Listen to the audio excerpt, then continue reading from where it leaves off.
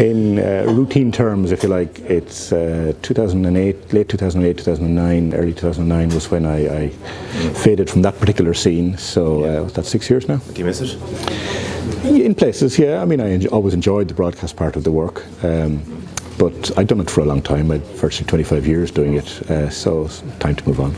And I'm sure you hate being asked this, but obviously you were as known for your reassuring wink sign-off at the end of your buttons as you were for what I'm sure were excellent forecasts. So I believe. Was that something that you worked on in your early days as a forecaster? Did you try other sign-offs? It was. And then one day did you kind of hit upon it and go, that's the one for me? It was something I was conscious of. It was something that was actually pointed out to me when I was training by a director, and said, you'd want to watch that, that could become a signature.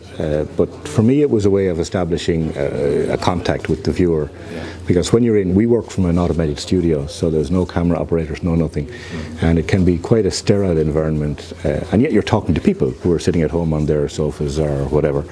At least they were then. These days they're on their iPads, or they could be anywhere. So sometimes in a television context, it's important to make that human contact with the viewer at the other end, through all the technology, if you like. The technology kind of should be transparent to you.